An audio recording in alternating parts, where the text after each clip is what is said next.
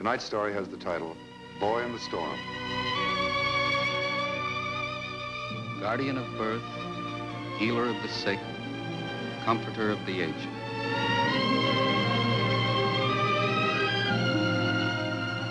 To the profession of medicine, to the men and women who labor in its cause, this story is dedicated.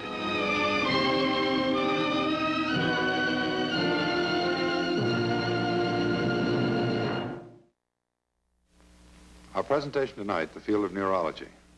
The object and point, electric tracings of human brain waves. The case in point, Robert Allen Maxwell. He's 17 years old. By economic standards, he's a very fortunate young man. He has wealth, he has position. Physically, he's much less fortunate. The past 7 years of his life have been spent under conditions designed to blight and destroy his entire existence, due to narrow ignorance and a stupid misunderstanding of a condition which Robert Maxwell is powerless to control. 7 years of his young life, years that should have been happy and productive, have been wasted, and wasted without reason. But there was and is a turning point.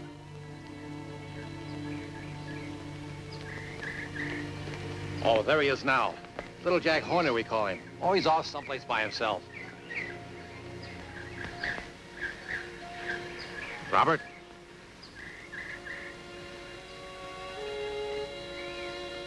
This here's Mr. Frankel. He's come take you away. Hello, Robert. Do you remember me? Yes, sir. You're Aunt Flora's lawyer. I'm the administrator for your aunt's estate. How is Aunt Flora? They wouldn't let me go to the hospital. Robert, your aunt passed away last night. She passed away. You mean she's dead? Aunt Flora's dead. I'm sorry to bring you this news, Robert. I have a car waiting. I'm going to take you to a doctor in town.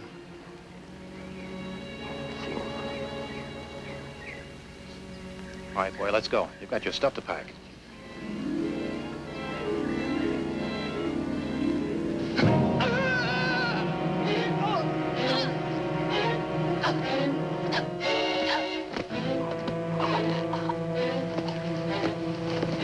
Isn't there anything you can do? Nope. Got anything handy, you shove it between their teeth so they don't bite the tongue off. If not, you just get them on their side so the saliva don't strangle them. More trouble than any kid I've ever seen.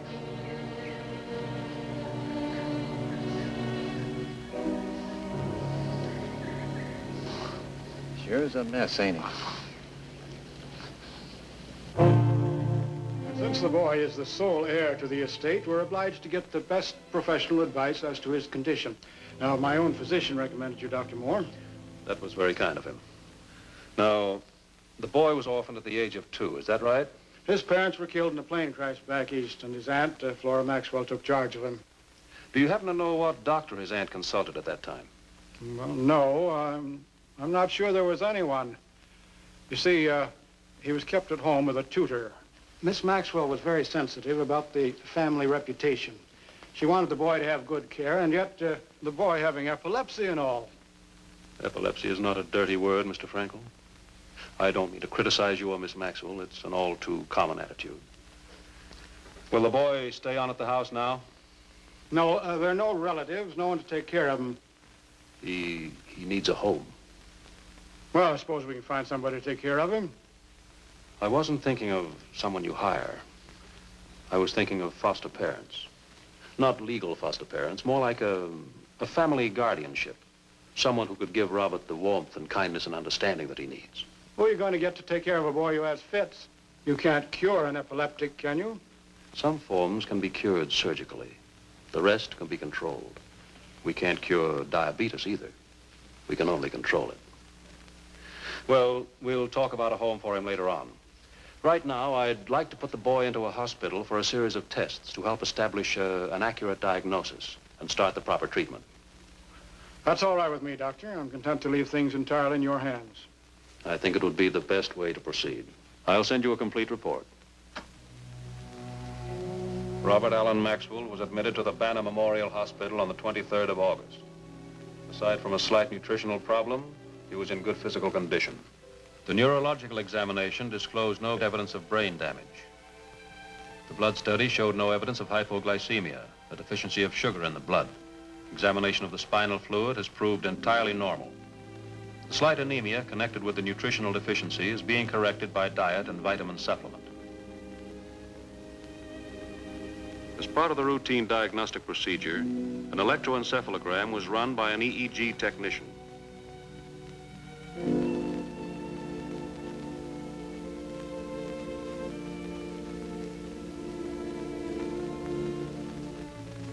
The electroencephalograph machine records impulses from 8 different brain areas on a moving strip of paper. The styluses of the EEG machine write out the pattern of impulses within the brain in the same way as an electrocardiograph records heart function. The tracing shows a diffuse cerebral dysrhythmia, the classic spike wave pattern, which is consistent with epilepsy. On the 30th of August, anticonvulsive medication was started. Robert's pattern on arrival was 3 to 4 grand mal seizures per week. After 2 weeks of treatment, his seizures have been largely controlled. And have you had any more dizziness recently, Bob? No, sir, I feel pretty good. Fine, then it looks as though we're on the right track. Now we'll start some exercise. You mean games? Mm-hmm. Oh, I don't know. I never played any. Why, don't you like sports, Bob? Aunt Flora didn't want me to do anything exerting because of my sickness. I used to read a lot, though. Did you know that the Russian writer, Dostoevsky? Yeah, he was an epileptic. And the Greek philosopher Socrates and Julius Caesar. So was Alexander the Great. I told that to Taylor once. He's a butler.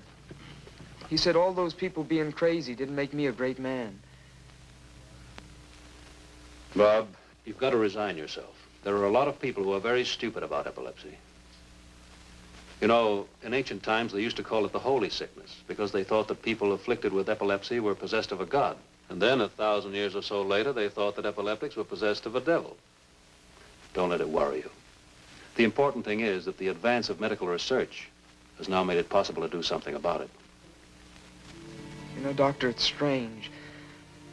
I mean, just before it happens, it's like a storm. It's like a big storm gathering. But it's not with clouds. It's just big, bright lights. It's like a big storm of light. It blinds you. It blinds everything. It's different for every person, Bob. When you get to school, I want you to take up some form of athletics. You don't have to get too strenuous about it, but you'll have a lot less trouble if you exercise. Am I really going to go to school? I mean, regular school? There's no reason why you shouldn't. Say, I got to talking here and I lost all track of time. I'm late. I'll see you a little later this afternoon. Mm-hmm.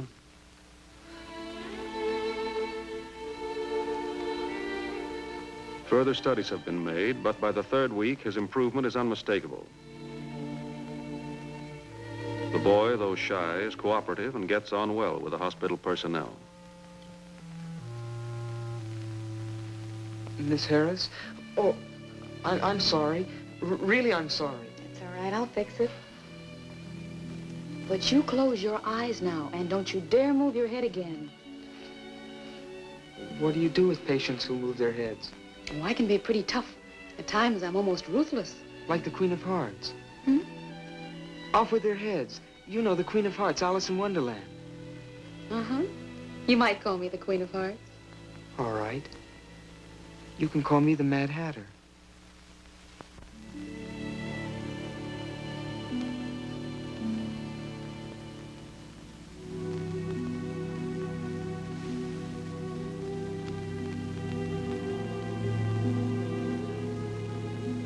Psychometric tests show that the boy has superior intelligence, although his academic education has been severely neglected.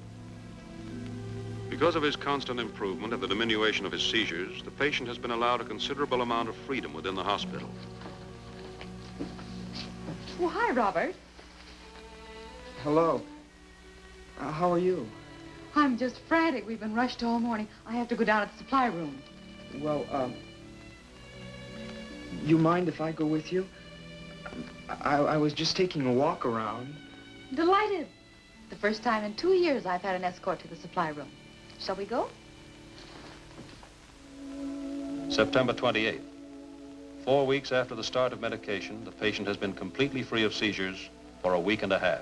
I would therefore suggest that the problem of a foster home for Robert Maxwell be seriously considered at this time.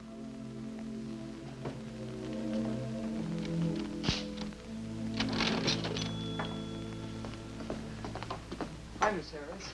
Well, hello. What are you doing here? I'm over the hill. I slipped away from my nurse. I wanted to see how the Queen of Hearts was doing. Tough as ever. You shouldn't be here, you know. I know. I was just passing by. I saw you in here, and I thought maybe I could buy you a cup of coffee. There's Dr. Moore and Mr. Frankel. Oh, excuse me. I'll see you later.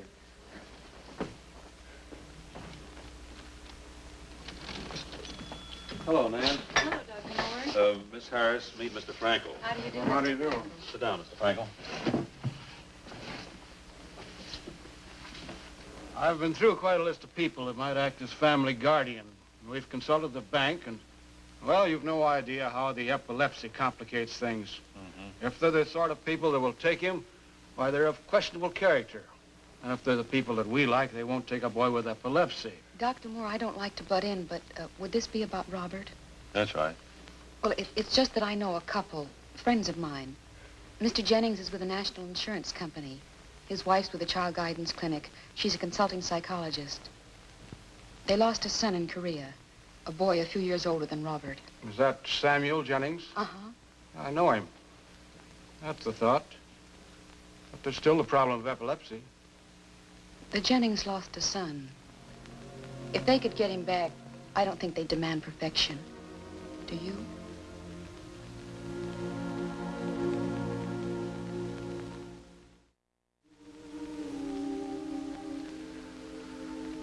Heart's fine, Bob. No more dizziness that you remember, hmm? No. Not even a little momentary haziness since the last change in your medicine? No, Doctor, I'm pretty sure of it. Then, as far as we know, this is the 5th week you've gone without a seizure. Doctor, you suppose maybe it stopped? We have every reason to be optimistic, Bob. Just keep on with your medication. Tomorrow afternoon, Mr. Frankel is bringing a couple here to meet you. Mr. and Mrs. Jennings. The people I'm supposed to go live with? If you like them. Well, what'll I say to them, Doctor? I mean, what am I supposed to do? How'll I act? No acting to it, Bob. Just be yourself. A 17-year-old boy. They're not going to ask for anything more than that.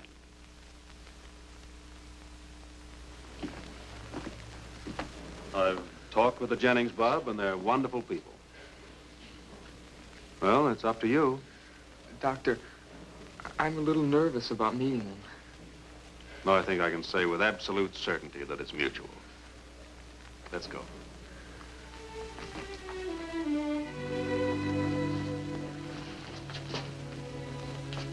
Robert, I'd like you to meet Mr. and Mrs. Jennings. This is Robert Maxwell. Yes, I know. My name's Sam Jennings. And this is my wife, Marion. How do you do? I must run along. I'll leave you to get acquainted, hmm?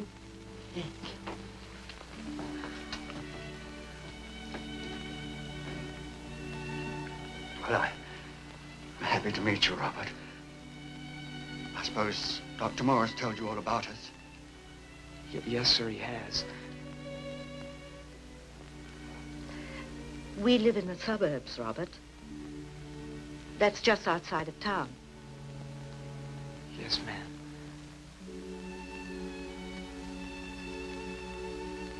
Do you think maybe you would like to live in the suburbs, Robert? Yes, ma'am. I think I'd like the suburbs.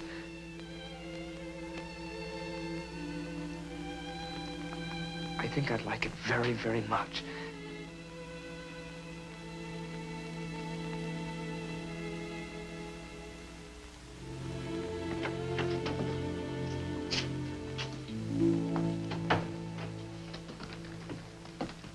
Hi, Bob.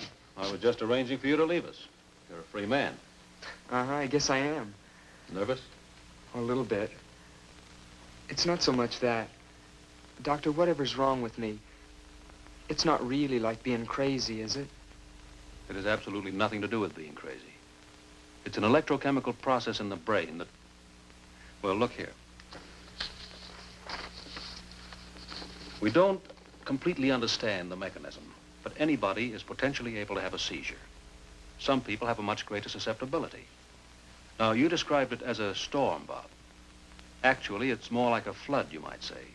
If you can imagine that everyone has a dam in their brain, something like this. Now, here is the water behind the dam. Some people have a high dam, so. And when disturbances pour in, they can hold a great deal before it spills over. When it does spill, you have a seizure. You mean I could be like I was? It could start again? We haven't had time yet to be sure that your present medication will be completely effective. But I want you to start to school as soon as possible so that you can start living a normal life. There's no guarantee that you might not have another seizure. If you should, we simply change the medication. It's nothing to be alarmed about. I see. Try not to be emotionally upset. Take your medicine and exercise moderately. I'll be seeing you quite frequently at first. The Jennings are picking you up at 3, aren't they? Yes. Thank you, Dr. Moore. Thank you very much. By the way, will I ever be able to get married? Say, you've made a more rapid recovery than I realized. Well, can I? No reason why you can't. There's some question about the hereditary aspect, but the chances of your children being epileptics are very little greater than anybody else's. Sure, you can get married, Bob. Let me know when you find the right girl, huh? Yes, sir. Thank you, Doctor. I will.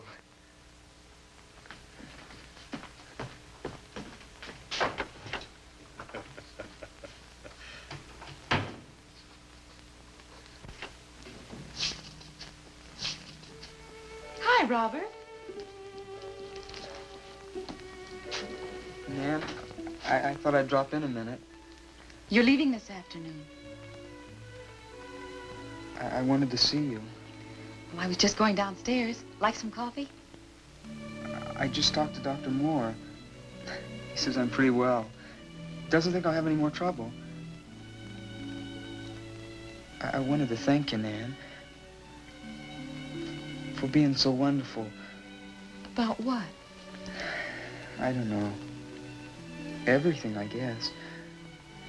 I keep thinking of a poem I read a long time ago. The last verse. I always remembered it. In the desert, a fountain is springing. In that wild waste, there still is a tree and a bird in that solitude singing, which speaks of my spirit to thee. That's all. It's beautiful. What is it? Lord Byron. It's called Stanzas to Augusta. He was very much in love with her, but it was hopeless because she was his sister. Robert, what is it? What's the matter?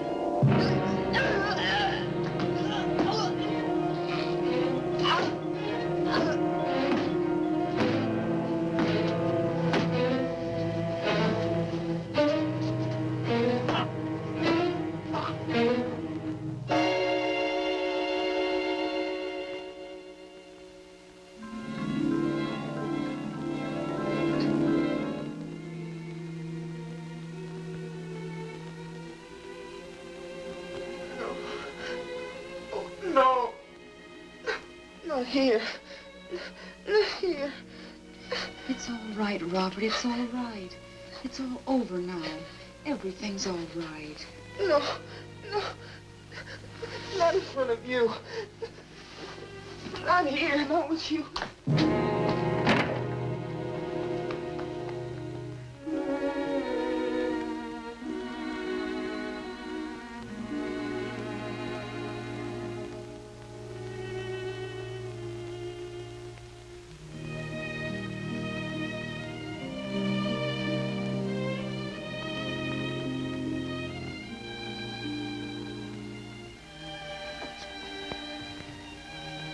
Robert.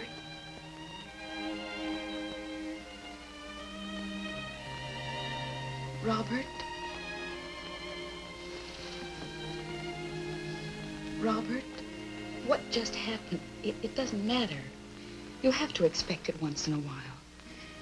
It doesn't mean anything. It doesn't mean anything at all. It does. It does.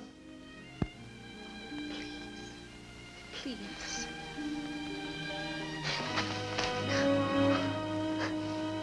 I love you.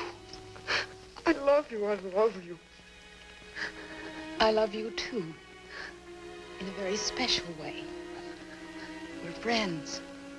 We're very close friends. I don't mean that. I love you, Nan. I love you. I don't want anybody else. I understand. More than you know. You're well now. You're going to stay well. You have a whole wonderful, beautiful life ahead of you. Don't make it narrow by loving just one person or one thing.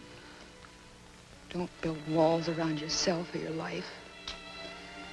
Love grows small and cramped and selfish that way. There's so much to love. So many things. So many people. Each one of them in a special way.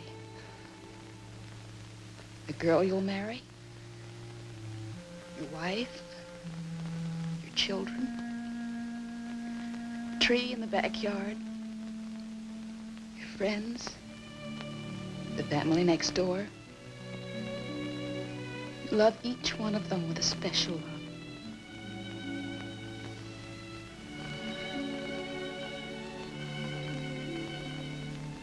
Robert, please put me on the list. Love me always. Because I'm someone who will always love you. And now I'll say goodbye.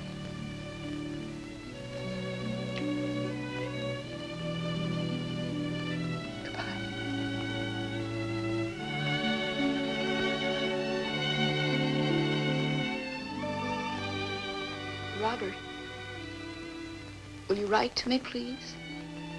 Once in a while? Will you write to the Queen of Hearts?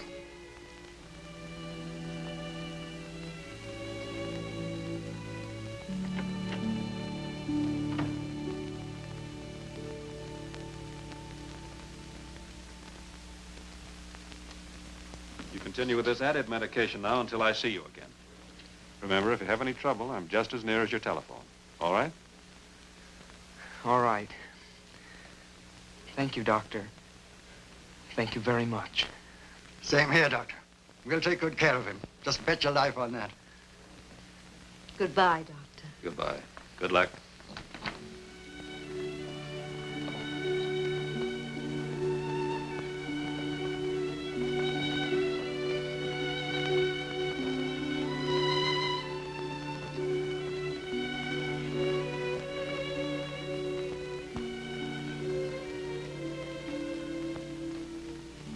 Certainly he's a nice youngster, isn't he? Uh-huh.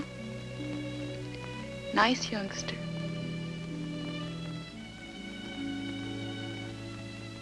Come on.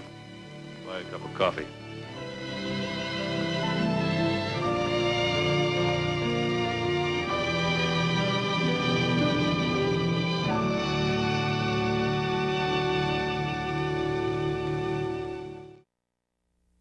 An epileptic is not insane, nor is he evil as men have imagined in the past. He is possessed of a disability as logically explainable as a lame leg. But the stigma of fear lives on, a reminder of man's superstitious past. This the doctor must treat, as well as the epilepsy. The practice of medicine does not stop with the administration of a pill or the use of a knife. It must also immunize against ignorance, intolerance, and superstition. These too are forms of sickness, and the practice of medicine is directed toward health.